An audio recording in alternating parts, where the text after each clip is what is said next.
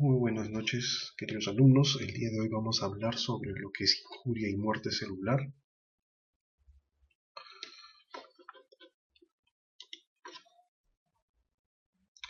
Ya habíamos visto cómo una célula, cuando era sometida a un estrés, podía tener una forma de adaptarse.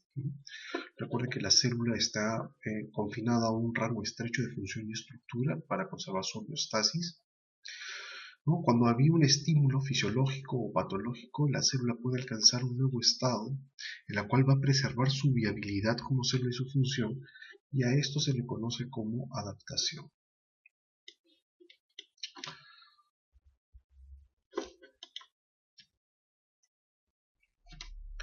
¿Qué es lo que ocurre cuando los límites de la adaptación son sobrepasados por un estímulo? O cuando por alguna razón la célula no puede adaptarse porque el estímulo es muy intenso, la noxa es muy intensa y no le da tiempo para adaptar, entonces ya estamos pasando a otro tipo de lesión que se llama lesión o injuria celular. Esta injuria celular puede ser de dos tipos: reversible, el cual quiere decir que si la injuria es retirada, la célula puede regresar otra vez a ser una célula normal en estado de homeostasis. Y la otra forma es que cuando se cruza un punto, se vuelve una injuria o un daño celular irreversible, y eso conlleva de todas maneras a una muerte celular.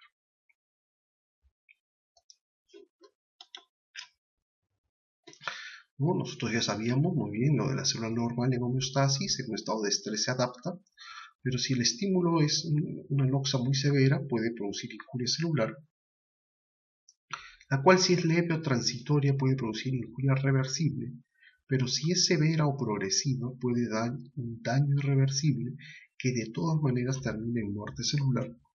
Y las dos formas de muerte celular más comúnmente conocidas es la necrosis y la apoptosis. Aquí tenemos un ejemplo de una célula cardíaca, un miocardiocito normal, que vamos a someter los dos tipos de injuria, ¿no? En una le vamos a aumentar la poscarga, como lo que puede ocurrir en una persona que sufre de hipertensión arterial, y ante este aumento de poscarga la célula se adapta respondiendo bajo la forma de hipertrofia, ¿no? Esto ya lo conocemos. Otro tipo de noxa que se le puede producir a esta célula es quitarle el oxígeno, por ejemplo. Si el oxígeno se lo quitamos por unos 10 minutos, vamos a tener que el cardiomiocito va a sufrir una injuria reversible, ¿no? Porque después de estos 10 minutos, a pesar que estuvo en hipoxia, la célula puede regresar a ser otra vez una célula normal. Pero si a esta célula se le quita el oxígeno por 20 minutos, media hora, una hora, de todas maneras pasemos una injuria irreversible, y eso se traduce en muerte celular, que se ve bajo la forma de necrosis en un infarto de miocardio. Ya vean cómo la célula, dependiendo del estímulo, puede reaccionar diferente. La injuria celular reversible se puede reconocer porque da dos tipos de patrones morfológicos. El primero de ellos da una hinchazón o edema celular, ya que la célula en esta condición no puede mantener adecuadamente la homeostasis de fluido y de iones y de agua. Por lo tanto, esta agua se acumula dentro de la célula y la célula se empieza a hinchar. Este patrón de hinchazón celular también se conoce como degeneración vascular o cambios hidrópicos. La segunda forma de patrón morfológico son los cambios grasos, es decir, la célula comienza a almacenar en su citoplasma pequeñas gotas de lípidos que con el tiempo pueden transformarse en grandes gotas lipídicas, ¿no? Como una forma de injuria celular reversible, ¿no? Aquí, por ejemplo, tenemos una fotografía de unos túbulos renales. Podemos reconocer aquí señalando los túbulos contorneos proximales, un túbulo contorneo distal. Y aquí tenemos tres túbulos que son marcadamente diferentes. Si comenzamos a ver cada una de las células que conforman este túbulo, se dan cuenta que estas células tienen un citoplasma pálido, completamente blanco, y un núcleo en el centro, ¿no? Los bordes celulares se pueden distinguir con bastante facilidad. Estas células están hinchadas debido a la acumulación de agua que tienen por una injuria celular reversible. El citoplasma blanco se ve así por el exceso de agua que adquiere en su citoplasma. Acá tenemos otro ejemplo en el cual tenemos túbulos contorneados proximales con su borde en cepillo. Cuando estas células son sometidas a una hipoxia transitoria, vean cómo, por ejemplo, las microbiosidades que se ven tan bien acá, aquí se pierden por completo y las células comienzan a separarse unas con otras. Si esto es momentáneo, la célula puede regresar otra vez a ser una célula normal después de un tiempo. Pero si la hipoxia continúa, sencillamente pasamos a lo que es lesión irreversible con muerte celular. Vean aquí las células como han perdido sus núcleos, ¿no? Algunas han desprendido de la membrana basal y todo eso es indicativo de que la célula ha muerto. Esta fotografía corresponde a un corte de hígado donde los hepatocitos, muchos de ellos, han comenzado a acumular en su citoplasma grandes vacuolas lipídicas. A veces el cambio de degeneración grasa en el hepatocito es tan severo que uno confunde y en vez de estar viendo hígado cree que está viendo tejido adiposo. Pero vean que nada de esto es tejido adiposo, todos son células hepáticas con el acúmulo de lípidos bajo la forma de grandes vacuolas en su citoplasma. ¿Qué ha provocado que estos hepatocitos acumulen tanta grasa? Bueno, las causas pueden ser muy variables, ¿no? Puede ser, por ejemplo, por hipoxia, puede ser por consumo crónico de alcohol, puede ser por obesidad, ¿no? Puede ser por medicamentos. Entonces, a la larga, las causas pueden ser múltiples, ¿no? Pero el efecto es bastante similar. Muy bien, en injuria celular irreversible ya sabemos que la célula cruza un punto en el cual ya no puede regresar a ser una célula normal y de todas maneras sigue el camino de muerte, ¿no? Y las formas de muerte, como le hemos dicho, necrosis y apoptosis. La forma de necrosis es la forma más común de muerte cuando la célula es sometida a estímulos externos. La célula se caracteriza porque se hincha, ¿no?, de manera desmesurada. Inclusive puede hincharse tanto que la membrana celular se rompe, las proteínas se desnaturalizan y se coagulan, ¿de acuerdo? Y hay ruptura de las organelas. Es una muerte muy aparatosa. Después de esto hay una respuesta inflamatoria muy intensa que depende mucho de la extensión de la necrosis. Por su parte, la apoptosis es una muerte celular programada. Aquí el núcleo y el ADN nuclear se condensa y se fragmenta, pero siguiendo un orden, ¿no?, sin ser tan aparatoso como la necrosis, con una integridad de la membrana nuclear la membrana celular nunca se llega a alterar, ¿no? Y el producto final son diversos cuerpos, que se llaman cuerpos apoptóticos, que tienen los restos de las células, y que estos cuerpos apoptóticos son fagocitados por las células que están cercanas a esta célula muerta, ¿no? Aquí tenemos lo que ocurre cuando a una célula la sometemos a una injuria, ¿no?, y los efectos que estos tienen a lo largo del tiempo. Imaginémonos que estos sean los cambios que ocurren en una célula cardíaca y la injuria la vamos a hacer la hipoxia. Como yo dije, si la hipoxia dura unos cuantos minutos nada más, unos 5 o 10 minutos, estamos en una injuria celular reversible. Vean que apenas ocurre la hipoxia, al minuto que ocurre la hipoxia, la función de la célula cardíaca se detiene. Es decir, acuérdense que la célula cardíaca su función principal es la de contraerse. La contracción se pierde al minuto nada más de la hipoxia.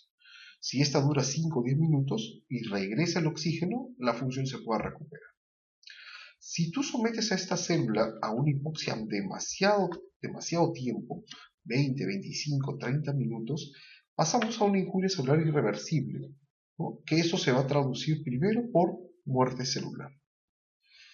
A partir de aquí, una vez que la célula está muerta, conforme pasa el tiempo, pasan las horas o pasan los días, comienzan a haber cambios en esta célula muerta. Los primeros cambios que podemos ver a las 6 horas, por ejemplo, son cambios que solamente se ven al microscopio electrónico. Para poder ver cambios al microscopio de luz tienen que haber pasado unas 12, principalmente 24 horas, y ahí se ven los cambios muy evidentes, y cambios ya mucho más groseros que se puedan llegar a ver a la simple vista, requieren mucho más tiempo, generalmente 36 o 48 horas de haber sido la muerte celular. Ahora, ¿qué es lo que produce el daño celular? Las causas pueden ser muy variadas, ¿no? Entre las causas más comunes, la hipoxia es una causa bien común, de injuria celular. Después tenemos agentes físicos como traumatismos, exceso de temperatura o una temperatura demasiado baja, ¿no? Radioactividad, ¿no? Electricidad, por ejemplo, son ejemplos de agentes físicos. Agentes químicos y drogas, y aquí incluimos los medicamentos, también son causas frecuentes de daño celular. Ni que decirlo de los agentes infecciosos, los virus, bacterias, hongos, parásitos, todos llevan un daño de un grado de daño celular, ¿no? Que produce muerte de la célula. Reacciones inmunológicas que podemos ver en enfermedades autoinmunes o de hipersensibilidad también son causas de injuria celular, alteraciones genéticas, alteraciones nutricionales, tanto en exceso como en defecto. En exceso estaríamos hablando de una obesidad o un síndrome metabólico, y en defecto estamos hablando de grado severo de desnutrición, ¿no? Bajo las formas peculiares que se ven en niños como es el marasmo y el kwashiorkor. En estos estados de deficiencia o de excesiva exageración de la ingesta de alimentos, vamos a tener daño e injuria celular. Y de todas maneras el envejecimiento conlleva a una injuria celular en algo que todas las células van a pasar en algún momento. Aquí tenemos la causa más común, la hipoxia. La hipoxia puede tener varias causas, ¿no? Una de las más conocidas es la isquemia, en el cual la hipoxia se debe a una interrupción del flujo sanguíneo en un tejido. Otras causas de hipoxia tienen que ver con enfermedades respiratorias. Por ejemplo, acá tenemos una fotografía de una neumonía, y en una neumonía no puede haber un adecuado intercambio gaseoso. Si los alvéolos afectados por la neumonía son muchos, es muy extenso, la concentración de oxígeno en la sangre va a caer, ¿no? Por no haber una adecuada respiración, y tenemos otro caso de hipoxia. Podemos tener adecuadas concentraciones de oxígeno en la sangre, pero ¿qué ocurre si no tenemos a la célula que lo transporta? Anemias muy severas cursan con hipoxia, ¿no? Debido a que carecemos de las cantidades de células suficientes para transportar el oxígeno que bien podemos estar recibiendo de los pulmones. Y otras causas hipóxicas que podemos tener son aquellas en las cuales el oxígeno la hemoglobina es unida al monóxido de carbono, y por lo tanto al ser la unión muy fuerte, es una unión casi irreversible. Por más oxígeno que haya, no hay forma de retirarlo del sitio y el oxígeno no se puede transportar, ¿no? Entre los agentes químicos que pueden producir injuria y daño celular están algunos muy conocidos como la glucosa. Sabemos que la célula sin glucosa no funciona y se muere, pero también podemos deducir de que con un exceso de glucosa también las células la van a pasar mal. Eso es lo que podemos ver en diabetes, por ejemplo. El sodio, las hipernatremias y hiponatremias conllevan a falla celular. Ni que decir del oxígeno, ¿no? Uno sabe que las células, la gran mayoría de células necesitan oxígeno, son células aeróbicas para poder sobrevivir, pero también un exceso de oxígeno puede ser perjudicial, porque ya el exceso de oxígeno puede conllevar la aparición de abundantes radicales libres, y estos van a producir daño celular. Los venenos, insecticidas, monóxido de carbono, asbesto, el etanol de los fines de semana y los fármacos y medicamentos son otra variedad de agentes químicos. Aquí tenemos un ejemplo de cómo el oxígeno puede llegar a producir severo daño, ¿no? Esto que ustedes ven es un globo ocular, es un ojo extirpado de un niño prematuro, ¿no? ¿Qué ocurría? De que cuando un niño nace de manera prematura, el gran problema que va a tener es una dificultad respiratoria, ¿no? Debido a que no hay una maduración pulmonar adecuada y por lo tanto no tenemos adecuado surfactante. Como no hay surfactante, los chiquitos apenas nacen hacen un distrés respiratorio que puede ser muy severo y tranquilamente los puede matar. Ahora mucho de esto se ha solucionado porque se consigue surfactante sintético que se administra a la hora que nace, y con eso mejoramos de manera importante estos cuadros. Sin embargo, hace unos años, cuando no había surfactante, una manera de cómo se trataba a estos niños era administrarle oxígeno puro oxígeno al 100%, en un afán de darle la mayor cantidad de oxígeno posible para que el niño pueda respirar, ¿no? Hacer intercambio gaseoso y no estar en un estado de hipoxia. La idea era buena, muchos niños tal vez sobrevivieron al problema respiratorio, sin embargo, un gran grupo de ellos hicieron un daño en la retina. ¿En qué consistió este daño? El hecho de dar oxígeno al 100% conllevaba que estos niños generaban gran cantidad de radicales libres. Estos radicales libres eran sumamente tóxicos, el niño prematuro no tenía la capacidad de poderlos eliminar, y estos radicales libres dañaban muchos tejidos, sobre todo la retina, ¿no? Y producía un severo daño retiniano que evolucionaba mal con desprendimiento de la retina, ¿no? y ceguera, ¿no? Entonces teníamos al final niños que salían del problema respiratorio, no fallecían por el problema respiratorio, pero terminaban ciegos, ¿no? Por el daño que había ocasionado el oxígeno sobre la retina. Un ejemplo dramático de cómo algo que es beneficioso como es el oxígeno puede ser sumamente tóxico para algunas células. Muy bien, ahora, el daño celular y la muerte celular va a depender mucho del tipo de injuria, ¿no? El tipo de daño, ¿no? Distinto si yo le quito el oxígeno a una célula por 1 hora, 2 horas, a que a la célula la someta a un estrés traumático, ¿no? de fuerzas mecánicas severas, ¿no? También depende mucho de la duración. La hipoxia de unos cuantos minutos puede ser una injuria reversible, pero si esta pasa de 3, 4, 5 horas es definitivamente muerte celular, ¿no? Y la severidad. También depende mucho de las células, ¿no? Por ejemplo, tenemos dos células musculares, la célula cardíaca no soporta la hipoxia más allá de 20 minutos, en cambio la célula muscular esquelética, la que es voluntaria, puede soportar hasta 2 horas sin oxígeno y no hay un daño importante en ella, ¿no? Inclusive las neuronas, que también son muy dependientes de oxígeno, no todas las neuronas van a responder a la hipoxia de la misma manera. Hay algunas neuronas que son mucho más sensibles a la hipoxia que otras. Cuando una célula se daña, sufre una injuria, existe una alteración de varias estructuras, ¿no? Podemos alterar la mitocondria afectando la producción de ATP, podemos alterar la membrana celular, podemos alterar el retículo plasmático rugoso, afectando la síntesis proteica, podemos afectar el citoesqueleto o podemos alterar el núcleo, fragmentando o dañando el ADN con severas consecuencias, ¿no? Entonces, aquí tenemos los mecanismos de daño celular, ¿no? En la cual tenemos 6 formas, ¿no? Distintas de cómo producir muerte celular, ¿no? Las reglas de las 6 formas cómo matar una célula. Podemos alterar su ATP, podemos dañar a la mitocondria, vea que las dos primeras están muy relacionadas, ya que la gran cantidad de ATP se produce en la mitocondria. Podemos meter calcio a la célula, ¿no? Cuando nosotros metemos calcio a la célula está condenada a morir. Por eso que el calcio no puede aumentar dentro del citoplasma celular. La otra es producir gran cantidad de radicales libres, ¿no? Y la célula no va a poder eliminarlos, ¿no?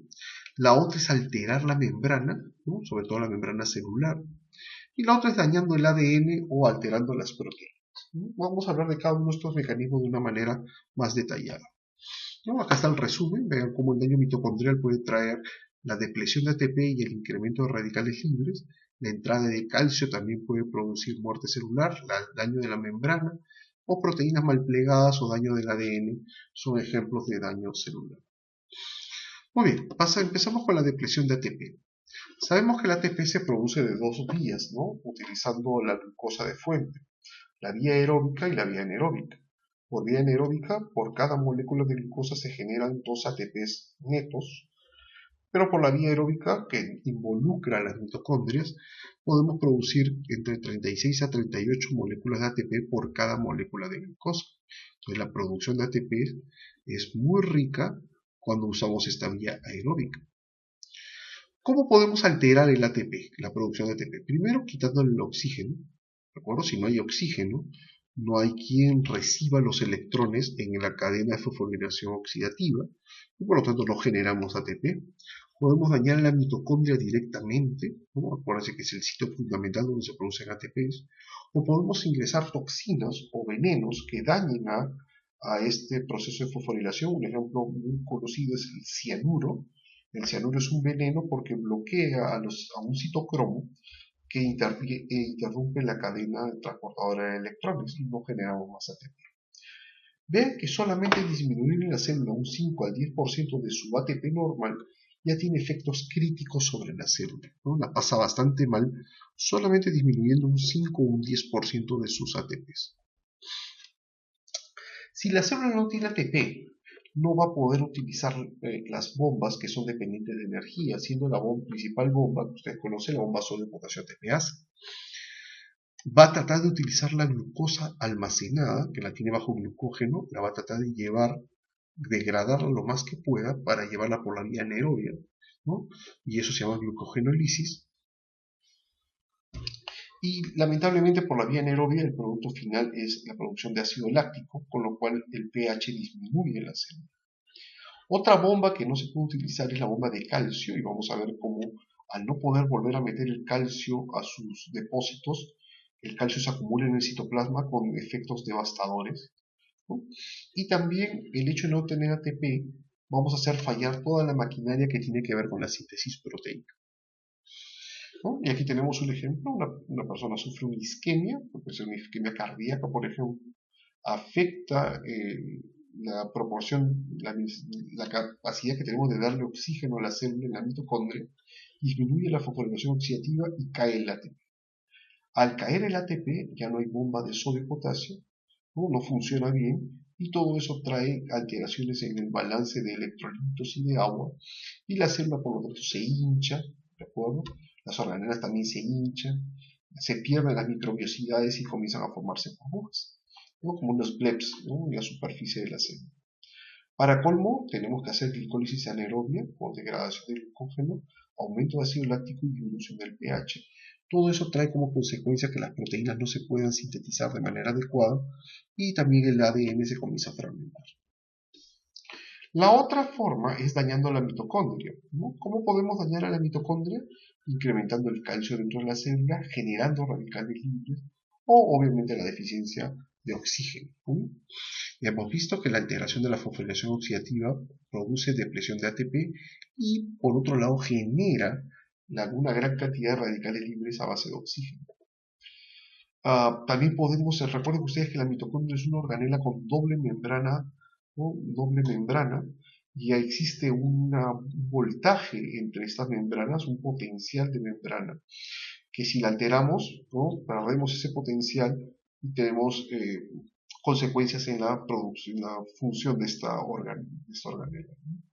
Finalmente, dentro de la mitocondria está el citocromo C. Cuando este citocromo C sale de la mitocondria al citoplasma, es uno de los factores que activa las cascadas de caspasas para producir apoptosis, ¿no? Y muerte celular.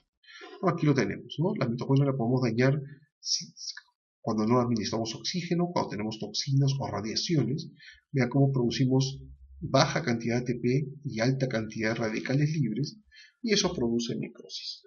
Por otra parte, daños en el ADN o en las proteínas pueden favorecer a proteínas proapoptóticas que lo que van a hacer es sacar al citocromo C de la mitocondria, y este citocromo C es el desencadenante de una serie de eventos tipo cascada, ¿no? Que involucra caspasas que termina produciendo apoptosis o muerte celular programada.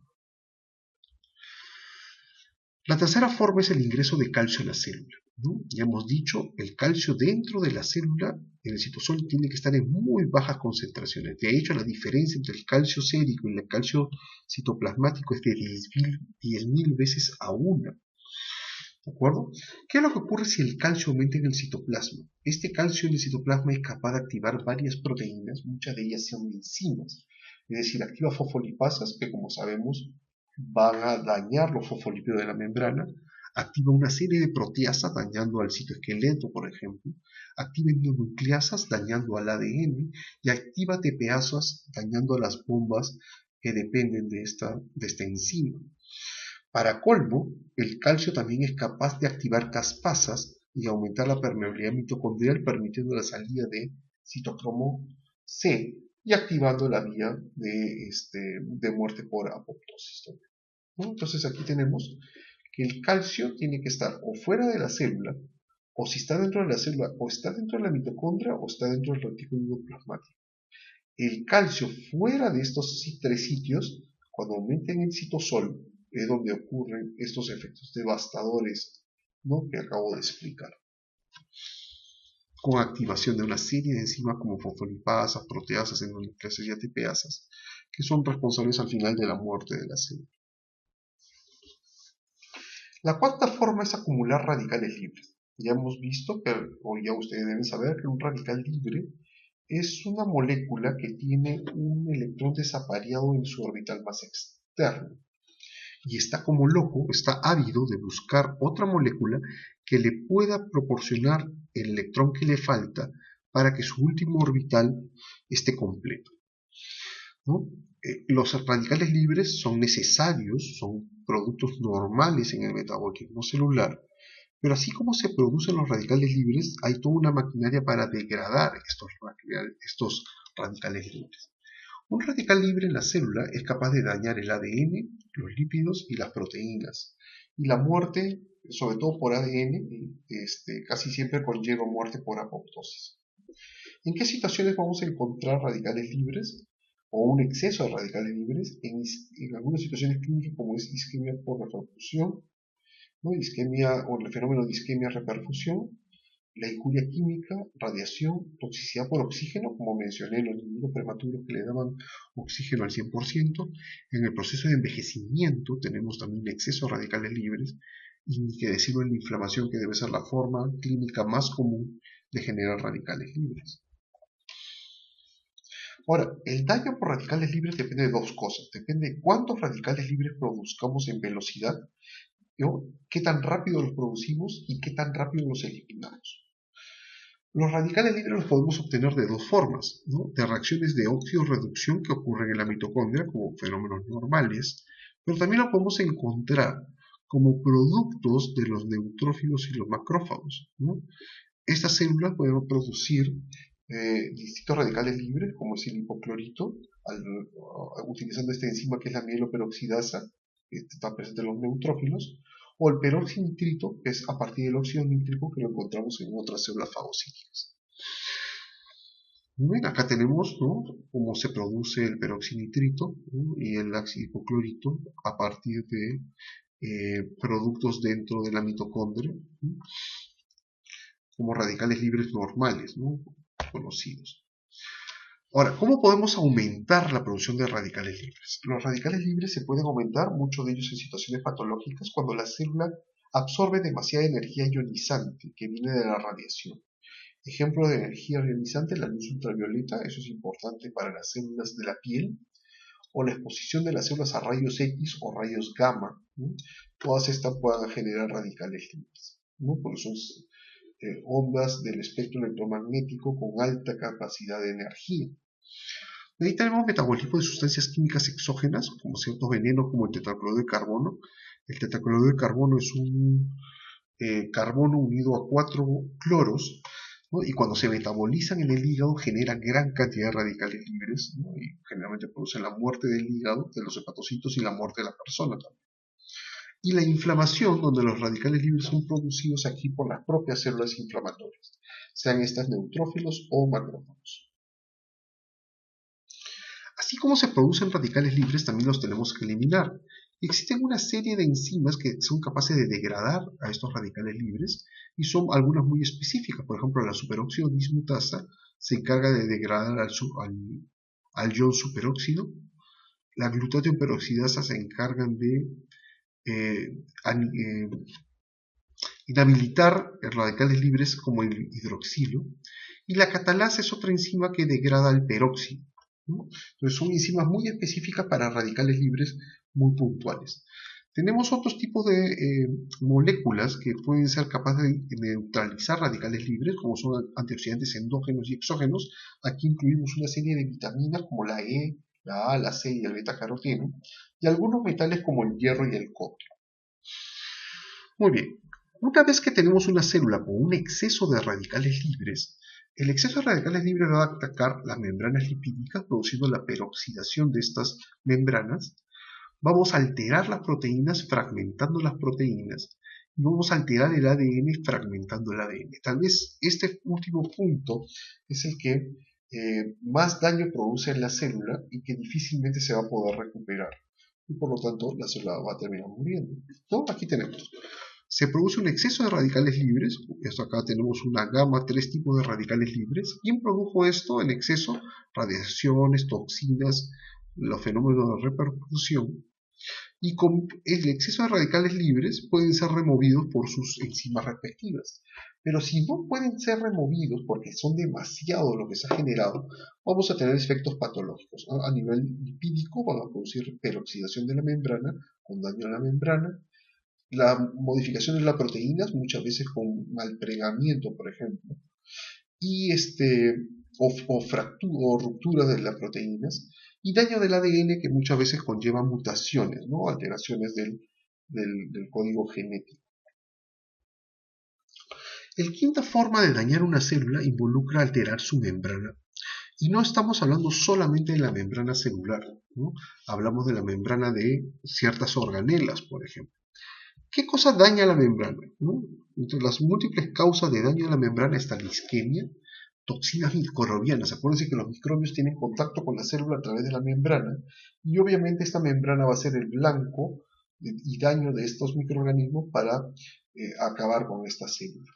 Recuerden que fracciones del complemento, sobre todo las últimas fracciones, terminan dañando las membranas celulares, así como también una serie de agentes físicos y agentes químicos. Muy bien. ¿Cómo se puede dañar la membrana? Puede ser, por ejemplo, la membrana celular, disminuyendo su síntesis de lípidos. Dado que la membrana celular es una bicapa lipídica llena de fosfolípidos, si no tenemos fosfolípidos o nuestra maquinaria para producir fosfolípidos está deteriorada, no vamos a poder sustituir estos fosfolípidos en la membrana y la membrana se va a afectar. Igual, podemos tener nuestra cantidad adecuada de fosfolípidos, pero tenemos una serie de enzimas, fosfolipasas, por ejemplo, que degradan a estos fosfolípidos de membrana. Exceso de radicales libres. Ya hemos dicho que radicales libres en exceso producen peroxidación de los lípidos de la membrana. Estos radicales, los defectos de la permeabilidad de la membrana pueden también dar alteraciones del citoesqueleto. Recuerden que la membrana celular interactúa con el citoesqueleto, ¿no? De los microtúbulos y filamentos intermedios. O sea, si alteramos el citoesqueleto, podemos de manera indirecta alterar también la membrana. Y vemos productos de degradación lipídica, ¿no? Por el mismo hecho que la membrana está básicamente compuesta de lípidos. ¿Qué membranas son las que nos interesan, ¿no? Que cuando se afectan producen daño celular? Primero la membrana de la propia célula, la membrana celular, porque esta induce pérdida del balance osmótico. También tenemos las membranas de las mitocondrias. Ya les dije, las mitocondrias tienen una doble membrana y tiene que estar íntegras para mantener el potencial de membrana, ¿no? Para poder hacer adecuadamente la fosforilación oxidativa y para evitar que los componentes como el citocromo salgan de la célula. Y una organela muy importante es los lisosomas. Recuerden que los lisosomas están llenos de enzimas con capacidades proteolíticas. Estas enzimas deben estar confinadas dentro del lisosoma y no deben salir de ahí, porque si salen y se escapan al citoplasma, estas enzimas proteolíticas pueden empezar a destruir a la célula, ¿no? Y la pueden terminar aniquilando. Entonces la membrana del lisosoma tiene que estar íntegra en todo su tiempo. Si por algún motivo esta membrana se pierde, entonces ahora el contenido del lisosoma queda, estas enzimas proteolíticas caen al citoplasma dañando a las proteínas de la propia célula y muchas veces matando a la célula. Entonces hay que preservar muy bien estas membranas celulares, tanto de la celular como de estas dos organelas. Y aquí tenemos las alteraciones de la membrana, como la deficiencia de oxígeno puede producir una alteración de los fosfolípidos, ¿no? O la presencia de radicales libres puede producir peroxidación lipídica y todo eso ya lleva a una pérdida de fosfolípidos. Igual, si aumentamos el calcio citosólico, vamos a activar fosfolipasa y vamos a degradar a una mayor cantidad de lípidos. Finalmente, las proteasas pueden alterar el citoesqueleto y recuerden ustedes la relación que hay entre el citoesqueleto y las membranas celulares. Finalmente, la sexta forma de cómo dañar una célula es alterando su ADN y sus proteínas. Este tipo de daño casi siempre conlleva la muerte de la célula por apoptosis, más que por necrosis, como son en los 5 casos anteriormente descritos. También tienen que recordar que el ADN de la célula puede ser reparado, ¿no? Porque existe toda una maquinaria para repararlo hasta cierto punto. Pasado este punto, si el ADN ha quedado muy dañado, la célula puede detectar este daño y en vez de, y para evitar que la célula se duplique y tengamos ahora dos células con alteración del ADN, lo que se hace es, se activa la maquinaria de apoptosis y la célula se programa para una muerte. Ya sabemos que el ADN se puede dañar por radiación, ¿no? Por ondas electromagnéticas, sobre todo de alta energía, o por radicales libres. Recuerden que las proteínas mal plegadas también pueden inducir apoptosis. Y aquí tenemos el ejemplo de lo que pasa con las proteínas mal plegadas.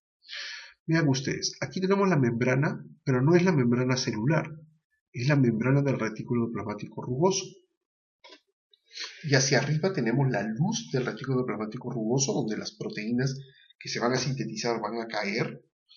Y hacia el otro lado, hacia abajo, tenemos el citosol. Entonces, ¿qué ocurre? Cuando comenzamos a producir proteínas mal plegadas, estas proteínas mal plegadas pueden ser detectadas por una serie de sensores, ¿no? Y aquí tenemos el IRE1, que es un ejemplo de un sensor capaz de detectar estas proteínas mal plegadas. Si las proteínas son en poca cantidad, se va a generar un mecanismo, ¿no? Que lo que va a favorecer es la degradación de estas proteínas mal plegadas. ¿Cómo se hace así? Primero se incrementa la síntesis de chaperonas. ¿Se acuerdan ustedes que en todo el proceso de la síntesis de las proteínas aparecen unas proteínas acompañantes que se llaman las chaperonas y tienen que ver con cómo las células, cómo la proteína se está formando, cómo se va a ir, cómo se va a plegar para formar su estructura secundaria, su estructura terciaria, ¿no? Es importante la presencia de las chaperonas. Cuando hay demasiadas proteínas mal plegadas, estas chaperonas comienzan a incrementar en número. Obviamente, si tenemos proteínas mal plegadas, lo que tenemos que hacer es un rato parar la producción de proteica, ¿no? Para evitar que esta se acumule, esta proteína mal plegada se acumule. Y finalmente, podemos incrementar la degradación de las proteínas, ¿no? Tratamos de incrementar la degradación de las proteínas para destruir estas proteínas mal plegadas, ¿no? Porque muchas de ellas no son ni siquiera funcionales. A estos primeros pasos, aumentar las chaperonas, reducir la síntesis proteica, incrementar la degradación de las proteínas, se conoce como una respuesta adaptativa a la presencia de estas proteínas mal plegadas. Ojo, estos mecanismos solamente aparecen cuando las proteínas mal plegadas son en poco número. Pero ¿qué ocurre si son muy abundantes?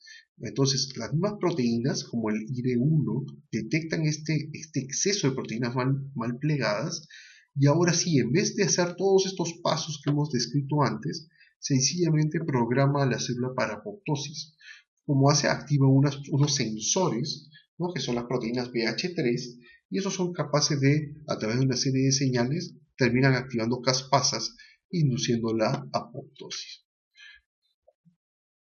Muy bien, y para terminar vamos a ver algunos ejemplos de injuria celular clínicos, algunas formas clínicas de injuria celular, que son la injuria isquémica e hipóxica, que es muy común, un caso especial que es la isquemia y reperfusión, que es una cosa media paradójica, y finalmente la injuria química o tóxica.